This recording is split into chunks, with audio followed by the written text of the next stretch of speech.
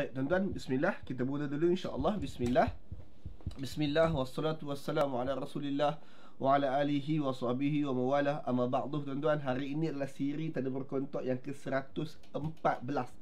Alhamdulillah dah 114 kali kita bertemu untuk siri Tadabbur Kontok.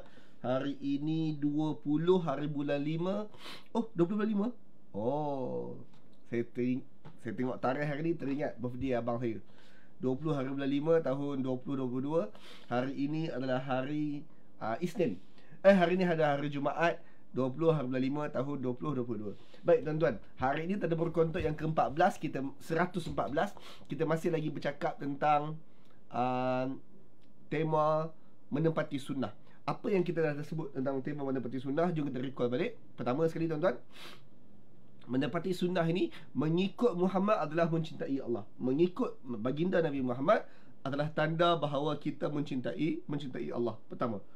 Yang kedua, manusia diuji dengan perintah mentaati seorang Muhammad meskipun tanpa pangkat kenabian. Yang ketiga, kita tidak memilih-milih ketaatan kepada baginda Nabi Muhammad sallallahu alaihi wasallam. Kita tak pilih, oh yang ni Allah suruh, yang ni Muhammad suruh. Oh, kita tak memilih-milih kerana kita mendengar arahan Allah dan juga mendengar arahan Muhammad daripada individu yang sama. Hari ini Tadabbur Kontok yang ke-114, kita nak bincang lagi tentang tema Muhammad tersebut. InsyaAllah kita semak daripada surah An-Naml, surah semut, surah An-Naml, ayat yang surah ke-27. Kita semak ayat 6. Ayat 6 ni adalah antara ayat permulaan surah An-Naml tersebut. Tuan-tuan, saya bagi sedikit gambaran. Ayat yang kita nak baca adalah ayat 4, 5, 6. Ayat 4, 5 dan 6. Maksudnya ini intro untuk surah An-Naml. Saya nak bagi tahu ayat yang kita nak baca hari ini adalah intro kepada kisah pertama dalam surah An-Naml, iaitu kisah Nabi Musa alaihi salam berada dilantik menjadi rasul di atas Gunung Sinai. Okey, saya ulang balik. Ayat kita nak baca adalah surah An-Naml ayat 4, 5, 6. Fokus pada ayat 6. Ayat 6 itu, ayat 4, 5, 6 itu adalah intro kepada kisah pertama dalam surah An-Naml berkenaan dengan Nabi Musa naik ataupun dipanggil naik ke Gunung Sinai untuk kali pertama, yang mana itu adalah kisah yang baginda Nabi Musa menerima wahyu kali pertama di atas Gunung Sinai. Okey, sebelum kisah tentang Nabi Musa di atas Gunung Sinai itu, ini adalah ayat intronya. Dan kita akan buat sedikit rumusan silang bagaimana baginda Nabi Muhammad terhadap wahyu dan bagaimanakah baginda Nabi Musa alaihissalam terhadap wahyu.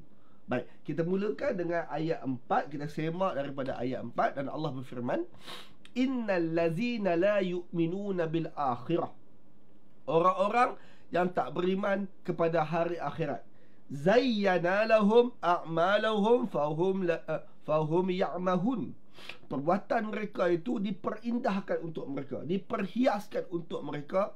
Perbuatan mereka itu fahum ya'mahun, lalu mereka meraba-raba dalam kesesatan. Ayat itu cukup direct, cukup simple.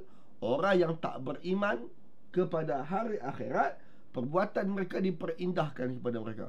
Okey, perbuatan apa? Perbuatan tak beriman kepada hari akhirat. Kalau tuan-tuan semak keseluruhan surah An-Naml tu, perbuatan apakah yang disifatkan sebagai tak beriman kepada hari akhirat? Dua. Satu, perbuatan mereka tidak beriman kepada wahyu. Itu perbuatan yang pertama. Yang kedua, perbuatan mereka enggan untuk menerima satu orang manusia yang akan menjadi contoh kepada mereka, iaitu Rasul. Jadi, saya nak fokus kepada poin yang kedua, iaitu orang yang enggan untuk mengikut satu orang Rasul. Manusia ni ada dua. Satu, ada manusia yang memang terus menolak wahyu, tak kisahlah siapa yang sampaikan. Ada yang kedua adalah kumpulan yang kata, yes, kami percaya Tuhan, yes, kami percaya wahyu, cuma kami enggan mengikut si Rasul tersebut. Kami boleh mengikut Tuhan tanpa mengikut Rasul. Ini adalah kumpulan yang kedua. So, saya nak fokus kepada kumpulan kedua. Kumpulan yang mengatakan mereka percaya Tuhan, mereka terima Tuhan, mereka okey sahaja dengan Tuhan, cuma mereka kurang okey dengan Rasul. Mereka anggap Rasul tak perlu dipenuhi ataupun diikuti. Maka ayat ini, innal ladzina la yu'minu bil akhirah, orang yang tak beriman kepada akhirat ini juga merujuk kepada kumpulan kedua. So Allah pertama sekali menggelar kumpulan yang enggan mengikut Rasul sebagai tidak beriman kepada hari akhirat. Kalaulah saya tanya tuan-tuan soalan lanjut, adakah tak beriman kepada hari akhirat itu masih dianggap sebagai Muslim? Saya rasa tuan-tuan boleh jawab. Tidak beriman kepada hari akhirat bermaksud satu orang yang tidak Muslim. Berarti satu orang yang tidak Muslim. Ayat kasarnya kafir. Satu orang yang tak beriman kepada hari akhirat adalah orang kafir. Kita baca semula. Innal ladzina la yu'minuna bil akhirah zayyana lahum a'malahum fahum ya'mahun. Orang-orang yang begini tak beriman kepada hari akhirat, zayyana lahum a'malahum, perbuatan mereka tak beriman kepada hari akhirat itu, perbuatan mereka enggan untuk beriman kepada Rasul itu, mereka ini diperhiaskan amalan mereka itu kepada mereka. Fahum ya'mahun, mereka meraba dalam kesesatan. Ulaika, orang yang begini, orang macam tadi tu, allazina lahum su'ul azab, orang ini akan dapat siksaan yang buruk, seburuk-buruk siksaan. Fahum fil akhirah humul akhsarun, mereka orang paling rugi pada hari akhirat kelak. Okey, jelas ayat tu. Sekarang kita pergi dekat ayat penting kita, ayat nombor 6. Allah menyebut dalam ayat nombor 6, dan ayat ini yang kita akan bahas panjang. Wa innaka latulaqqal Quran, sesungguhnya kamu Muhammad tulaqqa, la tulaqqa, betul-betul telah pun talaqi Al-Quran ini. Kamu Muhammad telah pun ditalaqikan Al-Quran ini. Saya tak mau terjemah bahasa Melayu, kita fokus bahasa Arab dia. Talaqi. Kamu Muhammad telah pun ditalaqikan Al-Quran ini min ladun hakim alim, daripada sisi Tuhan yang maha bijaksana, daripada sisi Tuhan yang maha mengetahui. Ayat itu menyebut bahawa kamu Muhammad telah pun ditalaqikan Al-Quran ini. Okey, sekarang perkataan talaqi. Saya menyebut perkataan talaqi itu, sebahagian tuan-tuan dah sangat tahu dah apa maksud talaqi. So, tuan-tuan tahu tak apa maksud talaqi? Boleh komen sikit tak? Talaqi itu apa dia? Tuan-tuan, perkataan talaqi ni ringkasnya adalah perguruan ataupun pembelajaran one on one. Dalam istilah kita orang Melayu, belajar bertemu lutut. Bertemu lutut tu maksudnya adalah lutut kita bertemu dengan lutut guru, yang mana guru berada depan mata kita dan guru mengajar kita depan mata kita. Kalaulah dalam kelas ni kita boleh sebut personal coaching lah. Personal coaching. Nabi Muhammad, guru tu duduk depan kita, coach kita secara personal. Itu talaqi. Yang orang Melayu suka sebut belajar bertemu lutut. Bertemu lutut dengan guru. Bertemu lutut tu kerana kalau guru depan kita, lutut kita akan bertemu dengan lutut guru, menunjukkan punya dekat. Maka tuan-tuan, kalau saya tanya tuan-tuan, satu orang yang telah pun di personal coachingkan oleh satu orang guru, bukankah dia satu orang yang sangat mahir tentang selok belok subjek yang sedang dibincangkan itu? Kerana dia bukan sahaja sekadar baca buku, dia bukan sahaja sekadar satu orang yang buat research seorang-seorang, dia adalah satu orang yang belajar daripada satu orang guru, one on one, depan-depan, bertemu lutut. Talaqi, perkataannya talaqi. Talaqi ni tuan-tuan bermaksud guru tersebut mengajar kita, dia transfer. Ini perkataan penting dia. Dia transfer. Dia pindahkan segala pengetahuan itu direct, bukan dengan perantara, direct. Kalau contoh-contoh yang diberikan itu daripada guru, kalau ayat-ayat yang diberikan itu daripada guru, kalau segala kefahaman datang daripada guru tanpa orang tengah, guru dah transfer ke semua perkara tersebut kepada murid dia. Itu nama dia talaqi. Nabi Muhammad mengikut pengajian Al-Quran ini. Saya nak fokus kepada Al-Quran kerana ayat ini bercakap tentang Al-Quran, satu. Yang keduanya adalah kerana orang-orang yang kumpulan kedua tadi, mereka beranggapan bahawa kami nak ikut Quran, kami nak ikut Allah, kami nak ikut Quran, cuma kami tak mau ikut Muhammad. Maka tuan-tuan, Allah nak ajar kepada kumpulan kedua, kumpulan yang kata kami nak ikut Quran, kami nak ikut wahyu, tapi kami tak mau ikut wahyu melalui jalan Muhammad. Kami okey dengan Quran, tapi kami tak setuju dengan Muhammad punya version of Al-Quran. Kumpulan orang nombor dua. Allah nak ajar kumpulan nombor dua, innaka latulaqqal Quran. Kamu Muhammad ni, yang orang-orang yang konon tak mau ikut Muhammad ni, kamu Muhammad telah pun talaqi Al-Quran. Kumpulan yang kata kami nak ikut Quran saja, Muhammad kami tak mau ikut. Kami nak ikut Quran saja dan kami boleh faham Quran tanpa melalui jalan Muhammad. Interpretation Muhammad terhadap Al-Quran belum tentu benar. Allah beritahu kepada orang yang sebegini, sesungguhnya kamu Muhammad telah pun ditalaqikan Al-Quran. Nabi Muhammad telah pun belajar Al-Quran ini tuan-tuan depan-depan, personal coaching.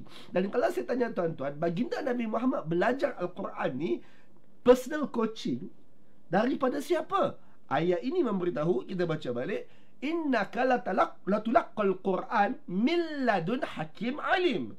Kamu Muhammad ditalaqikan Al-Quran ini min ladun hakim alim, di sisi Tuhan yang hakim, Tuhan yang maha bijaksana, alim, Tuhan yang maha mengetahui. So tuan-tuan, siapa guru Nabi Muhammad yang talaqi Quran kepada baginda Nabi Muhammad? Jawapannya Allah, Tuhan yang maha bijaksana, Tuhan yang maha mengetahui. Komen di bawah tuan-tuan, guru Nabi Muhammad adalah Allah. Ataupun komen di bawah, guru talaqi Nabi Muhammad adalah Allah Subhanahu wa ta'ala. Komen di bawah tuan-tuan, guru talaqi Nabi Muhammad adalah Allah Subhanahu wa ta'ala. Justru itu, kalaulah baginda Nabi Muhammad guru talaqi kalaulah Allah adalah guru talaqi Nabi Muhammad SAW, berarti segala maklumat yang perlu baginda Nabi Muhammad dan juga manusia seluruhnya tahu tentang Al-Quran telah pun Allah pindahkan kepada Nabi Muhammad SAW. Saya guna perkataan pindahkan kerana perkataan talaqi bermaksud guru telah pun pindahkan segala maklumat yang nak diajar dalam bab itu kepada muridnya. Dan Nabi Muhammad telah talaqi dengan Allah. Segala benda yang perlu Nabi Muhammad dan manusia yang belajar Quran perlu tahu telah pun diketahui oleh Nabi Muhammad SAW. Tidak ada tafsiran terhadap Al-Quran yang tidak Allah Ta'ala pindahkan kepada Nabi Muhammad. Dan kalau saya tanya tuan-tuan, apakah tafsiran yang paling tepat? Tafsiran yang paling tepat adalah tafsiran baginda Nabi Muhammad SAW. Sebab itu tuan-tuan, tidak ada guru pengajian Quran yang boleh mengajar tuan-tuan kandungan kitab Allah Subhanahu Wa Ta'ala tanpa menyemak bagaimana Nabi Muhammad menerangkan ayat itu. Bukannya ustaz-ustaz yang mengajar tadabbur Quran ni boleh goreng lebih kurang je. No. Sebelum nak goreng lebih-lebih, kita semak dulu baginda menerangkan ayat ini bagaimana. Tuan-tuan, kalau saya tanya tuan-tuan, surah yang basic, yang biasa-biasa, contohnya Qul Huwallah. Tuan-tuan hafal Qul Huwallah ni? Qul Huwallahu ahad, Allahu samad. Kalau saya tanya tuan-tuan, siapakah yang paling faham surah Qul Huwallah itu? Maka tuan-tuan, orang yang paling faham adalah baginda Nabi Muhammad SAW. Kalau saya tanya tuan-tuan, apa asbabun nuzul? Turun dekat mana? Apa sebab ayat itu turun? Turun dekat mana? Mekah ke Madinah? Dia ada nasah dan mansuh tak? Dia perumpamaan ataupun realiti? Dia ayat am ataupun ayat khas? Ayat ammah ataupun ayat khasah? Ayat-ayat begitu. Tuan-tuan mungkin tak boleh nak berapa nak jawab. Tak boleh nak jawab sangat. Siapakah yang tahu serba-serbi dia Mekah Madinah ke, dia Makkiyah Madaniyah ke, dia asbabun nuzul ayat tu apa, apakah kehendak ayat itu, apa tindakan terhadap ayat itu? Orang yang paling tahu adalah baginda Nabi Muhammad SAW. Why? Kerana baginda telah ditalaqikan oleh Allah tentang the whole Quran, apatah lagi sekadar Qul Huwallahu ahad. Sebab itu tuan-tuan, guru talaqi Nabi Muhammad adalah Allah Subhanahu Wa Ta'ala. Jadi tuan-tuan, dengar statement ni elok-elok. Kalau tuan-tuan berada di atas agama ini melalui jalan Muhammad SAW, guru Muhammad adalah Allah Subhanahu Wa Ta'ala. Tuan-tuan sebenarnya sedang berguru dengan Allah Subhanahu Wa Ta'ala. Dengar statement tu elok. Mengikut jalan mengikut panduan Muhammad adalah berguru dengan Allah Subhanahu Wa Ta'ala. Komen di bawah. Mengikut panduan Muhammad adalah berguru dengan Allah Subhanahu Wa Ta'ala. Komen di bawah. Mengikut panduan Muhammad adalah berguru dengan Allah Subhanahu Wa Ta'ala. Tuan-tuan mengikut panduan Nabi Muhammad, sebenarnya tuan-tuan sedang seolah-olah menuntut belajar dengan Allah Subhanahu Wa Ta'ala. Nabi Muhammad ni tuan-tuan top A student. Baginda adalah pelajar contoh, pelajar Quran contoh, pelajar Allah yang contoh. Dan tuan-tuan sedang mengikut pelajar contoh itu. Sekaligus tuan-tuan juga adalah nak sebut apa, anak seperguruan, saudara seperguruan dengan Nabi Muhammad sallallahu alaihi wasallam. Yang pentingnya adalah tuan-tuan mencontohi baginda Nabi Muhammad, top A student. Tuan-tuan juga adalah kumpulan yang bertalaqi dengan Allah Subhanahu wa taala apabila tuan-tuan memahami Al-Quran dengan panduan Nabi Muhammad sallallahu alaihi wasallam. Sekarang tuan-tuan, ayat ini adalah ayat intro kepada kisah Nabi Musa naik ke Gunung Sinai. Maka tuan-tuan, naik ke Gunung Sinai, apa yang berlaku kepada Nabi Musa pada hari baginda naik ke Gunung Sinai untuk menerima menerima wahyu kali pertama? Jawapannya, Nabi Musa telah pun bertemu Allah Subhanahu wa taala dan mendengar suara Allah Subhanahu wa taala. Kemudian tuan-tuan, sedikit tadabbur, ketika Nabi Musa alaihissalam nak naik ke Gunung Sinai tersebut kerana melihat cahaya di atas Gunung Sinai tersebut, baginda menyebutkan kepada anak-anak dan isteri dia, tunggu dekat sini, abang pergi naik Gunung Sinai sekejap, abang nak dapatkan api itu, semoga-moga boleh dapat petunjuk, boleh cucuh sedikit daripada api itu, ataupun sekurangnya boleh dapat petunjuk. Nabi Musa naik ke Gunung Sinai tersebut, baginda dapat apa? Jawapannya, baginda dapat bukan sekadar satu cucuh daripada api itu, sebaliknya baginda talaqi dengan api itu. Dan sekarang tuan-tuan, bila saya sebut api itu, dia merujuk kepada Allah Subhanahu wa taala. Nabi Musa, dia naik ke Gunung Sinai, dia nak ambil satu cucuhan sahaja daripada apa yang dia sangka api di atas Gunung Sinai. Tuan-tuan, ketika Nabi Musa turun, Nabi Musa tak bawa satu cucuhan api. Sebaliknya, baginda turun tanpa membawa api yang fizikal, tetapi baginda mengajarkan seluruh kehendak yang api yang baginda jumpa di atas Gunung Sinai itu nak sampaikan. Kenapa? Kerana baginda telah pun ditalaqikan oleh Allah Ta'ala, yang mana Allah Ta'ala muncul di Gunung Sinai tersebut, dan baginda perkataan saya yang lebih tepat adalah baginda bercakap dengan Nabi Musa di atas Gunung Sinai tersebut dari suara di sebalik api tersebut. Poinnya kat sini, Nabi Musa alaihissalam telah pun talaqi dengan Allah di atas Gunung Sinai. Baginda tak bawa cahaya, satu cucuhan cahaya untuk dikongsikan dengan orang ramai. Sebenarnya Nabi Musa datang membawa dirinya, dan diri Nabi Musa itu adalah Nabi Musa yang telah pun talaqi the whole kehendak wahyu yang nak disampaikan. Demikian juga Nabi Muhammad SAW, ketika baginda menerima wahyu kali pertama, kedua, ketiga, ke-100, baginda juga adalah satu orang manusia yang telah talaqi dengan Allah Ta'ala, talaqi kehendak wahyu itu daripada Allah Subhanahu wa Ta'ala. Sebab itu, mengikut Nabi Musa adalah mengikut Allah, mengikut Nabi Muhammad adalah mengikut Allah. Mengikut Nabi Musa adalah cerminan kepada Allah, mengikut Nabi Muhammad adalah cerminan kepada Allah. Ajaran Allah adalah ajaran Nabi Musa dan ajaran Nabi Muhammad, itulah cerminan kepada ajaran Taurat dan cerminan kepada ajaran Al-Quran. Tuan-tuan komen di bawah, Rasulullah adalah cerminan kepada Al-Quran.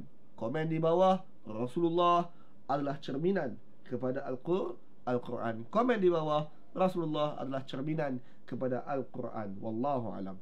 So tuan-tuan dapat sesuatu hari ni?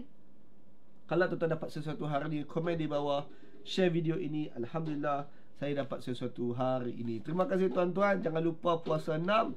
Time is running out untuk tuan-tuan yang belum mula puasa 6. Assalamualaikum warahmatullahi wabarakatuh. Pagi yang baik. Allahu Akbar. Alhamdulillah, semoga pagi anda lebih baik. Siri tanda berkontak sebentar tadi dan juga banyak perkongsian lain di Algebra ini adalah insentif percuma hasil sumbangan infak orang ramai. Seandainya anda ingin untuk sama menyumbang, maka sumbangkan ke akaun bank yang tertera. InsyaAllah, jumpa saya pada siri yang seterusnya. Assalamualaikum. Moga Allah ganti dengan yang lebih baik.